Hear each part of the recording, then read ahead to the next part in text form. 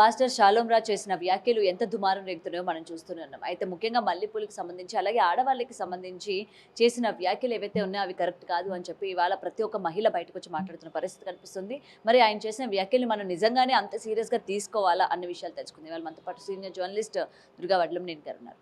నమస్తే. సో గతంలో కూడా ఇలాంటివే అంటే హిందుత్వం మీద కావచ్చు, లేకపోతే మన పురాణాల మీద కావచ్చు, ఇలాంటి వచ్చినాయి చాలా వరకు. అయితే ఈ రోజు ఏంటంటే ముఖ్యంగా ఆడవాళ్ళు ఐదోతనంగా భావించే మల్లెపూలకి సంబంధించి ఆయన చేసిన వ్యాఖ్యల్ని మనం ఎలా తీసుకొచ్చంటారు? ఆడవాళ్ళు వాళ్ళందరూ కూడా బయటకొచ్చి మమ్మల్ని ఎలా అంటారు? ఒక బజారు అంటే ఒక వేశ్యల్లాగా అలా ఎలా అంటారు మీరు అని చెప్పి కూడా చాలామంది రియాక్ట్ అవుతున్న పరిస్థితి కనిపిస్తుంది. సో మీ వరకు మీరేమంటారు? ఫస్ట్ అసలు నేను షాలోమ్ రాజు గారికి ఒకటే చెప్తున్నానండి. షాలోమ్ అంటే శాంతి అని అర్థం. అంటే వీడ్కోలని అర్థం ఉంది. తర్వాత మీరు వెల్కమ్ చేయటం అనే అర్థం కూడా ఉంది. అంత మంచి పేరు పెట్టుకుని ఎందుకు శాంతికి విఘాతం కలిగిస్తున్నారు ఆయన? ఎందుకు కొందరి మనోభావాలు దెబ్బతీసేలాగా మాట్లాడుతున్నారు? మహిళలని మీరు ఎందుకు కించపరుస్తున్నారు? బజారు మనుషులే మల్లెపూలు పెట్టుకుంటారు అంటే అంటే అది స్త్రీలను అండవేగా. అంటే క్రిస్టియానిటీలో ఉండేవాళ్ళు లేదు దేవుణ్ణి నమ్మిన వాళ్ళు, వాళ్ళ దేవుణ్ణి నమ్మిన వాళ్ళు మల్లెపూలు పెట్టుకోరు. అది అసలు ఈయనెవరు డిక్టేట్ చేయడానికి అంటాను నేను. మీరు బైబిల్ చదివితే ఎక్కడైనా బైబిల్లో మీకు పూలు పెట్టుకోకూడదని ఉంటుందా? అసలు బైబిల్ ఎక్కడి నుంచి వచ్చిందండి? బైబిల్ మందా? కాదుగా. ఈ మతమే మంది కాదు. ఈ మతం మనకి వేరే చోట నుంచి వెస్ట్రన్ కంట్రీస్ నుంచి వచ్చింది. వాళ్ళ అలవాట్లు వేరు, వాళ్ళ సంప్రదాయాలు వేరు. మీరు ఆ సంప్రదాయాలు పాటించట్లేదు కదా. పూర్తిగా అవే సంప్రదాయాలు పాటిస్తున్నారా?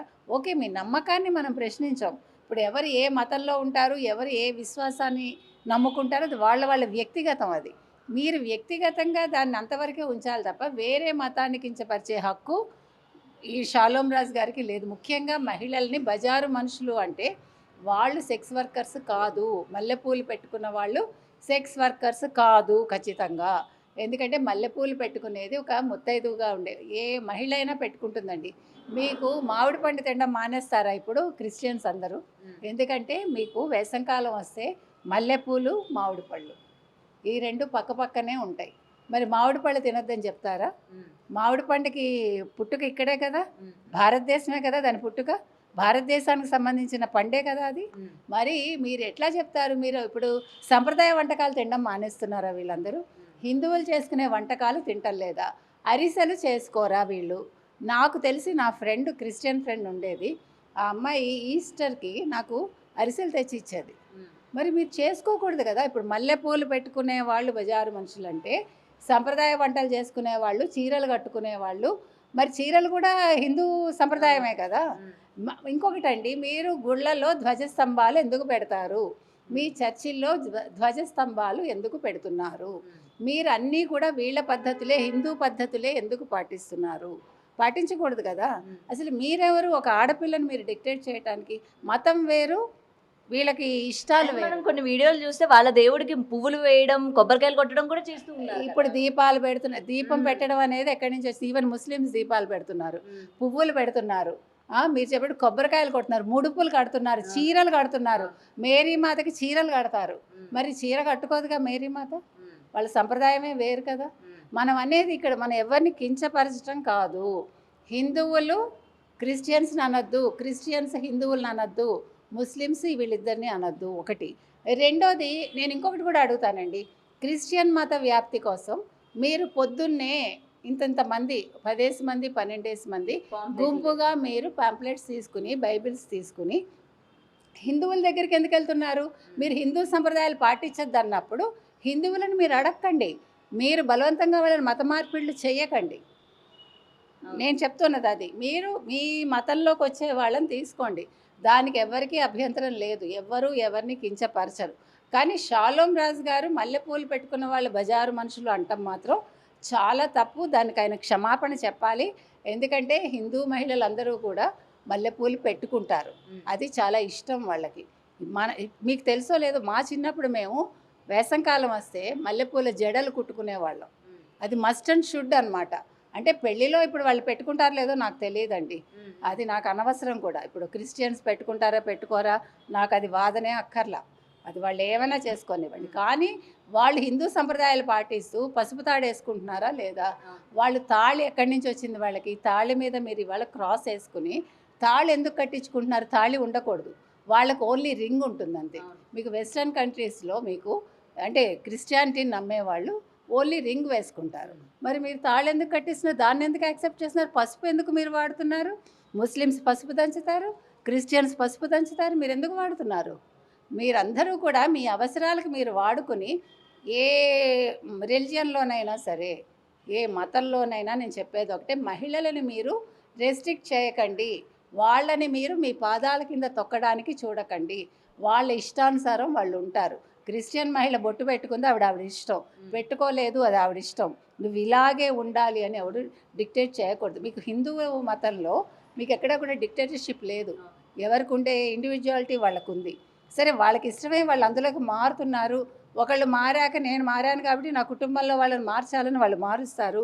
అదంతా కూడా వాళ్ళ ఇష్టాలు. కానీ చెప్పేది ఒకటే, దయచేసి హిందూ సంప్రదాయాలను మీరు తిడుతూ మళ్ళీ వాటిని ఫాలో చేయకండి. మీరు మల్లెపూల గురించి మీరు మాట్లాడారు కాబట్టి ఖచ్చితంగా ఆయన ఒక కథ కూడా చెప్పాడు. ఒక పల్నాడులో కదా ఇది జరిగింది. ఆ చర్చ ఎదురుకుండా ఒక మల్లెపూలు అమ్మే వ్యక్తి వచ్చి కూర్చున్నట్ట. ఒక ఆదివారం కదా చర్చికి వెళ్తారు వాళ్ళు.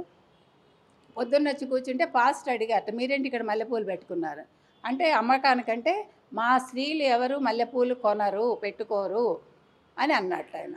అని పరిశుద్ధాత్మ రక్తంతో తడిసిన వాళ్ళు ఇలాంటివి పెట్టుకోరు అని ఆయన అక్కడ ఉపన్యాసం ఇచ్చాడు. అయిపోయింది మొత్తం, ప్రేయర్స్ అంతా అయిపోయాయి, అందరు ఇళ్ళకి వెళ్ళిపోయారు. పాస్టర్ బయటకు వచ్చారు. వచ్చాక మల్లెపూలు అతను అక్కడే ఉన్నట్టు. ఏంటి ఇంకా ఇక్కడే ఉన్నా అంటే, ఒక్కళ్ళు కూడా కొనలేదు అంటే, నేను చెప్పాను కదా మా వాళ్ళు బజారు మనుషులు కాదని. అంటే ఎంత తప్పండి? అసలు మీరెవరు డిక్టేట్ చేయడానికి? ఆడవాళ్ళకి ఇలా ఉండాలి అని చెప్పడానికి మీరెవరు? వాళ్ళ ఇష్ట ప్రకారం వాళ్ళు ఉండాలి. మగవాడు కాదు డిక్టేట్ చేయాల్సింది. నేను చెప్తున్నది అది. ఇక్కడ స్త్రీలని అణచకండి. ఏ మతంలోనైనా సరే దయచేసి వాళ్ళ ఇష్టానుసారం ఉండనివ్వండి. మీరు మొన్న చూసారా, అమీర్ ఖాన్ని ఎవరో ప్రశ్నించారు. Have you observed? మీ పిల్లలకి ఎందుకు ముస్లిం పేర్లు పెట్టారంటే, వాళ్ళ ఇష్టమై వాళ్ళే భార్యలు పెట్టారట. అందులో నేనేమి అందులో కలగజేసుకోలేదని ఆయన తప్పించుకున్నాడు చక్కగా, తెలివిగా. చూసారా? మరి అలాంటప్పుడు మరి హిందూ పేరు నువ్వు యాడ్ చేయొచ్చు కదా. అంటే ఇప్పుడు 2 పేర్లు పెట్టచ్చు కదా అక్కడ.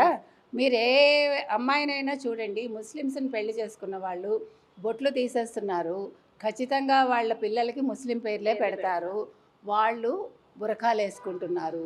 మరి అలాంటప్పుడు ఇప్పుడు ఈ మహిళా సంఘాలు కావచ్చు, లేకపోతే స్త్రీ స్వేచ్ఛను గురించి మాట్లాడే వాళ్ళు కావచ్చు, వీటి మీద ఎందుకు మాట్లాడరు? ఓన్లీ హిందూ సంప్రదాయాల మీద, హిందువుల మీద ఎందుకు దాడి చేస్తారు? నేను అడిగే ప్రశ్న అదొక్కటే. కాబట్టి ఇవాళ షాలోమ్ రాజు గారు ఖచ్చితంగా ఆయన క్షమాపణ చెప్పాలండి. ముఖ్యంగా హిందూ స్త్రీలందరికీ వారు క్షమాపణ చెప్పాలి. మళ్ళీ ఇలాంటి అనుచిత వ్యాఖ్యలు ఇంకోసారి చేయకూడదు. వేరే ఒక పాస్టర్ కూడా ఆయన ఎక్కడ స్త్రీలు అని అనలేదు కదా అని వితండవాదన చేశాడు. ఆయన వితండవాదన చేయకండి. బజారు మనుషులు అంటే స్త్రీలే. ఇప్పుడు ఆ మనుషుల్లోని స్త్రీలు అన్న వాళ్ళు రారా అండి? రారు. అంటే వీళ్ళ ఉద్దేశంలో మరి వేరే ఎవరైనా ఇంకొక జెండర్ ఏమైనా ఉందేమో నాకు తెలియదు. ఇంకొకటండి, వాళ్ళు బజారు మనుషులు అయ్యేది మీలాంటి మగవాళ్ళ వల్లే. అది కూడా చెప్తున్నాను నేను. మగవాళ్ళు వెళ్తేనే వాళ్ళు వేసే వృత్తిలో ఉంటారు. వాళ్ళ కడుపు కోసం వాళ్ళు శరీరాన్ని నమ్ముకుంటారు. మీకు ఒళ్ళు బలుపెక్కి మీరు వెళ్తారు. కాబట్టి బజారు మనుషులు తక్కువ చేసి మాట్లాడొద్దు. అది కూడా నేను చెప్తున్నాను. అండ్ ముఖ్యంగా ఇలాంటి అందరికీ కూడా ఉపన్యాసాలు ఇచ్చేటప్పుడు వేరే మతాల్ని కావచ్చు, లేకపోతే వేరే సాంప్రదాయాల్ని కావచ్చు తీసుకొచ్చి కించపరచడం అన్నది ఇవాళ అన్ని మతాల్లో కూడా అది కామన్ అయిపోయింది. ముఖ్యంగా దీని గురించి ఏం చెప్తారు? ఎందుకంటే ఈరోజు వాళ్ళు మాట్లాడేసరికి వాళ్ళు కూడా తిరిగి క్వశ్చన్ చేస్తున్నారు. మీ మతంలో మమ్మల్ని కించపరచరా? మీ మతం వాళ్ళు మమ్మల్ని కించపరిచి మాట్లాడరా? మేము చేసే ప్రతి వృత్తి కావచ్చు, లేకపోతే మేము చేసే ప్రతి దాన్ని మీరు వేలు పెట్టి చూపించరా? ఈరోజు మేము అనేసరికి మీకు పౌరుషం వచ్చిందని చెప్పి వీళ్ళు క్రాస్ క్వశ్చనింగ్ కూడా వేసే పరిస్థితి ఈరోజు మనం చూస్తూ ఉన్నాం. తప్పండి అది. ఏ మతం వాళ్ళైనా ఇంకో మతాన్ని మనం హేళన చేయొద్దు. వాళ్ళ బైబిల్ని మేము కాలు కింద తొక్కుతామని అనొద్దు. లేకపోతే వాళ్ళ బైబిల్ చదవకండి అని చెప్పే హక్కు మనకు లేదు. అదేవిధంగా వాళ్ళు కూడా అలా చెప్పకూడదు. నెంబర్ 1. నెంబర్ 2, మీకు పాస్టర్ ప్రవీణ్ విషయం మనం మాట్లాడుకున్నప్పుడు కూడా చెప్పాను నేను. వీళ్ళు హిందూ పురాణాల్లోంచి వీళ్ళు శ్లోకాలు తీసుకుని వాటిని వినిపించి వాటిని వాళ్ళు యేసుక్రీస్తుకి వాళ్ళు అన్వయించుకుంటారు. How it is possible? ఎందుకు చేస్తారు ఆ పని? మీరు మీ మతాన్ని గురించి చెప్పేటప్పుడు మీరు వెస్ట్రన్ స్టైల్లోనే చెప్పుకోండి. మీరు హిందూ మతాన్ని అన్నీ తీసుకుని మళ్ళీ హిందూ కీర్తనలు మీరు తీసుకుని ఆ కీర్తనల ప్రకారం మీరు పాడుకుని మళ్ళీ హిందువులను ఎందుకు తిడతారు? కాబట్టి మీ పద్ధతులేవో మీరు పెట్టుకోండి. మీరు బలవంతంగా మత మార్పిడులు చేయకండి, మీరు హిందువులను తిట్టకండి, మిమ్మల్ని కూడా ఎవరు తిట్టద్దని నేను ఈ సందర్భంగా ఖచ్చితంగా చెప్తున్నాను. Thank you ma'am.